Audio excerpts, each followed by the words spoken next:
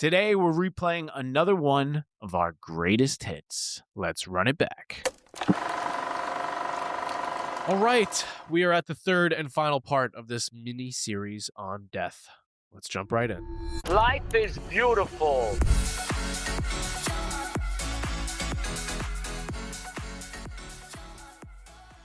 All right, so you can probably tell by now we are extremely weird when it comes to this whole remember you die thing. So much so that every day we take a walk through the cemetery by our office surrounded by dead bodies.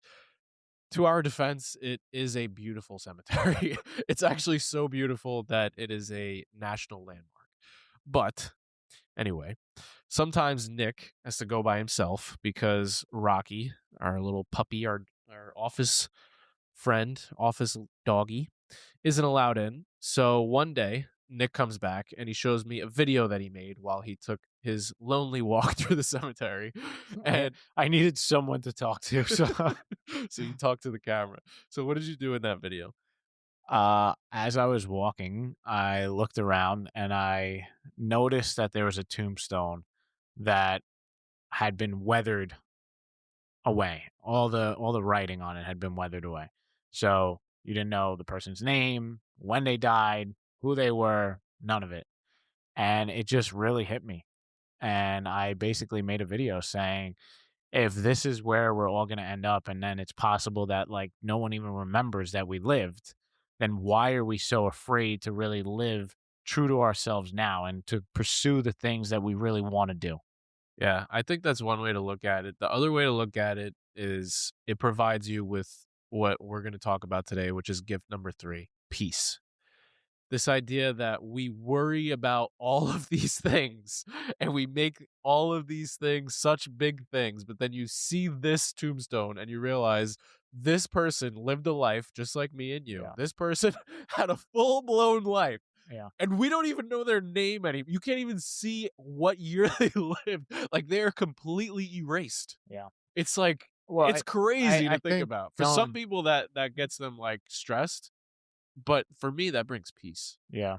But going back to what you said about worrying about stupid shit, most of the shit we worry about is how other people will perceive us. That is true. And that's really what we're trying to say here. It's like, actually, no one really gives a shit.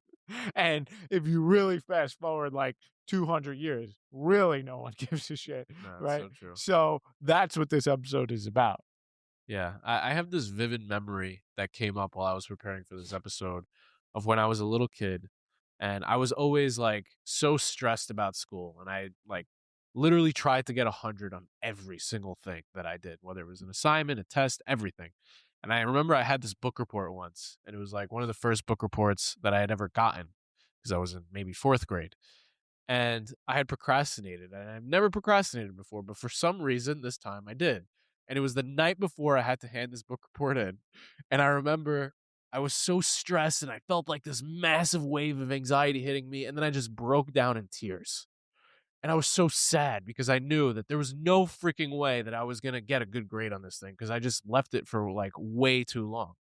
And I remember mom coming in, seeing me crying, and she's like, "What's wrong?" And I explained to her like, I'm not gonna be able to do the book report." I'm like crying, and she looked at me and she like, I was shocked because she did put pressure on us to like always get good grades, and I was shocked when she didn't like yell at me or get mad at me. She just said like she shook her head as in like, "What are you so worried about this for? Everything's gonna be okay."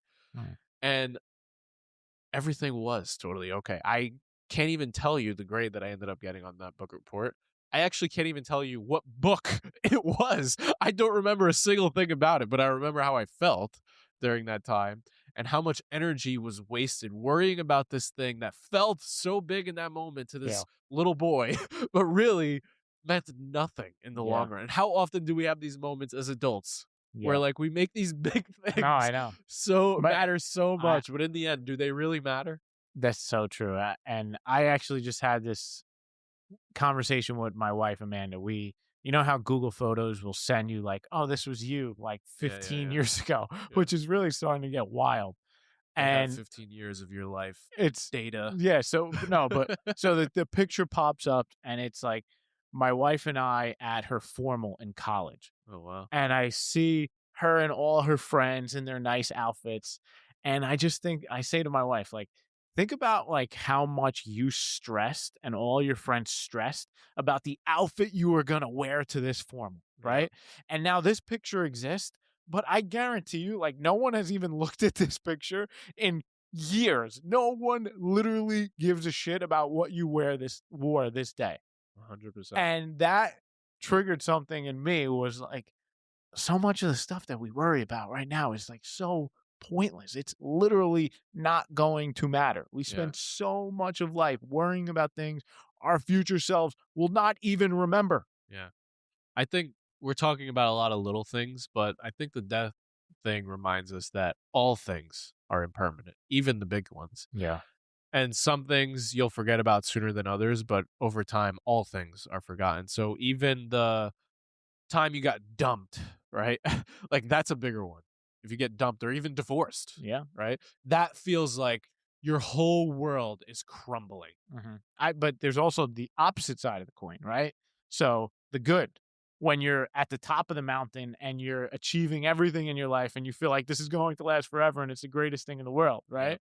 That's actually where memento mori came from back in the day, right? When in ancient Rome, when a general returned from war victorious and they rode through the city for their triumph parade, they had literally a slave that sat behind them and would whisper memento mori in their ear so that they didn't get too high on their horse. Wow. Is that where high horse comes from? Yeah. Did you just make that up? Yeah.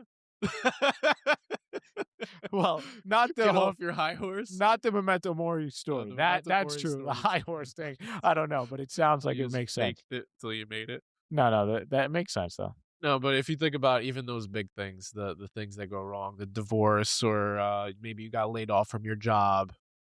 When I look back at my life at all those big things, even those end up working out in the end. Even those are not life ending. Yeah. They may be life altering, Yeah. but eventually you find your way. Like Yeah, my well- wife says, everyone finds their way. Yeah. I think one of the best mantras to like constantly repeat to yourself is all will be well. Yes, All I will agree. be well. I agree. And And that's I think one distinction I want to make before we go is we're not saying ignore your problems. That is terrible advice. Yeah. That is not a path to true peace. That is a path to actual misery. We're saying deal with them, but deal with them from a place of peace and not panic.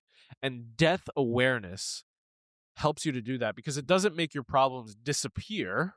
They're not going to go away, but it takes away their power to completely ruin your day because you have this space Yeah. between where you realize this thing is temporary. and that's actually that's from cognitive behavioral therapy. It's called the perspective effect.